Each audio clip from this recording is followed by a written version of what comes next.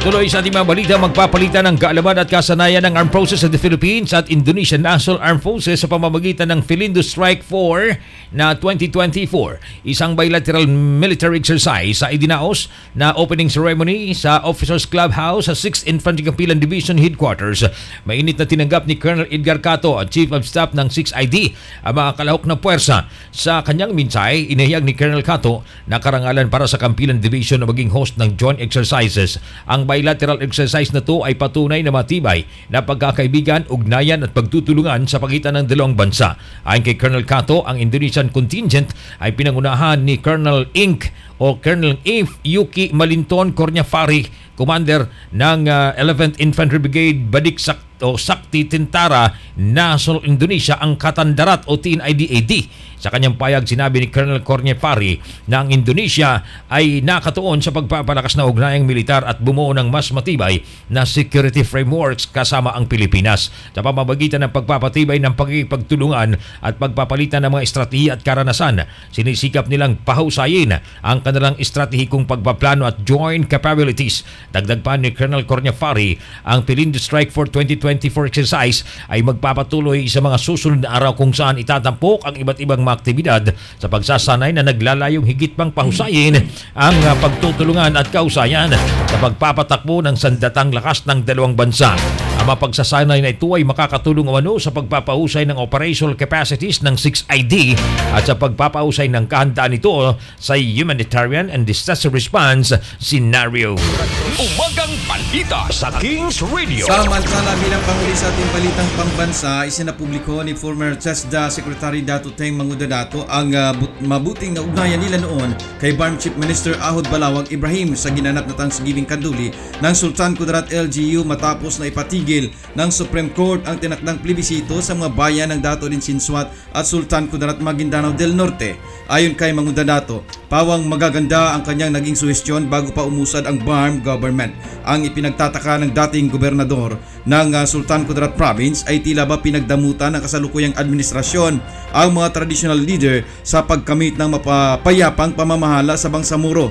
Makailang bisis na umano sila humingi ng courtesy visit at dialogue sa BARM officials, subalit hindi sila pinagbibigyan at hinarap. Pinayuhan ni Dato Teng ang mga leader ng BARM na magbago ng pananaw sa pamamahala dahil ang kapangyarihan sa gobyerno ay pinagkatiwala lamang ng taong bayan at para sa mamamayang Bangsamoro. Umagang balita sa Kings Radio. Alas 6:50 ng umaga, ang ating oras mga kabayan Philippines Standard Time. Dumakulit tayo sa mga report natin mga kasamaan. Nakasabay pa rin mga kabayan para sa kanilang mga report. Abay, 12 mga former victims of extremist sumuko sa militar sa OP Maguindanao del Norte. Alamin natin detalye report mga kabayan mula kay Den Banudan. Kings Radio. Report. Den. 12 mga former victims of extremist vibes ang inarap ng militar sa isang ceremonial presentation sa isinagawa sa headquarters ng 57 Infantry Battalion ng militar sa OP Maguindanao del Norte kahapon August 29, 2024. Pinapangunahan mismo ni 57th IB Commander Lieutenant Colonel Aaron Gumabaw ang naturang aktibidad kung saan isinuko rin ng mga dating rebelde ang kanilang mga high and low power arms, magasin, mga bala at iba pang mga war materials. Formal na hinarap ang mga ito kay 603rd Infantry Brigade Commander Brigadier General Michael Santos, mga local chief executive, Aguila Heaven, farm officials, PNP, Joint Peace and Security Teams at IP leaders sa EOR ng 57th IB. Ang 12 sumuko ay tumanggap ng food box and cash assistance mula sa Aguila Heaven, Minister of Indigenous Peoples Affairs o MIPA Farm at LGUs.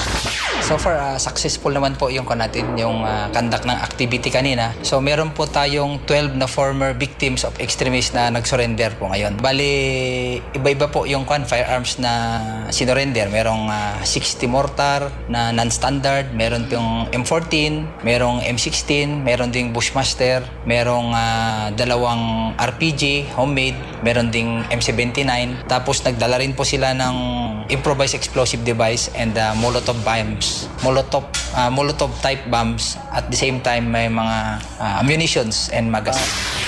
ang busis ni Lieutenant Colonel Aaron T. Gumabaw, 57th IB Commander. Isa sa ilalim naman sa debriefing mga sumuko bilang bahagi ng Enhanced Comprehensive Local Integration Program o ECLEP ng pamahalaan. Yan ang report din panudan para sa umagang balita ng Kings Radio. Balita sa Kings Radio. Samantala mga kabayan, sa dagdag na balita, away ng dalawang pamilya sa bayan ng Sharif Agwak at Datunsay tinuldukan na.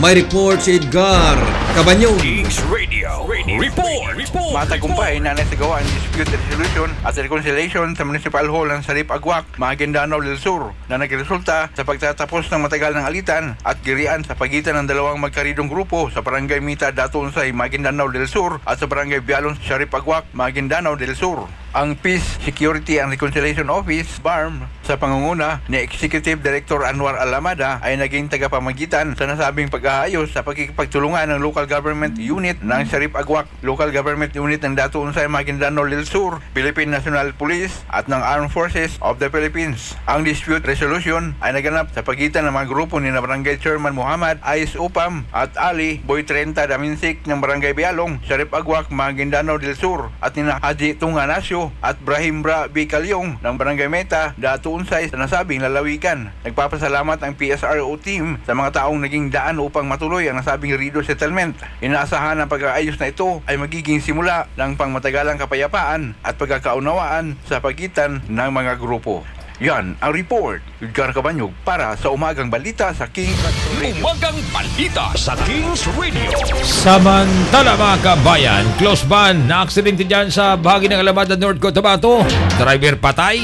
Alamin natin detalye report, follow up mula kay Maricel Bayuna.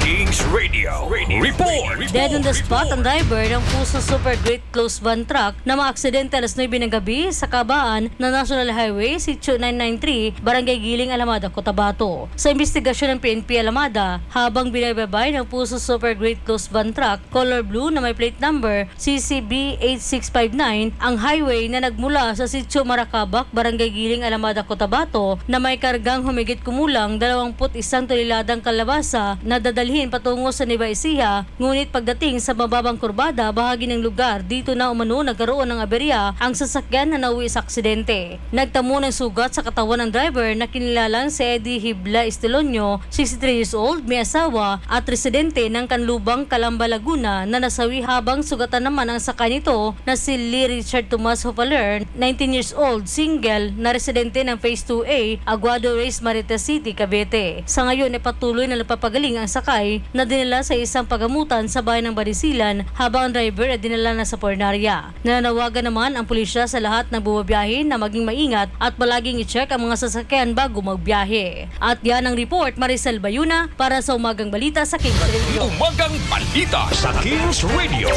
Samantala mga kabayan, sa dagdag na balita, mga itinanim na 3 milyong bamboo propagules simula taong 2016 binisitang muli ng tanggapan ni P-Palma Alliance Project Manager Orly Maraingan. Alamin natin ang report mula kay Jose Dizon.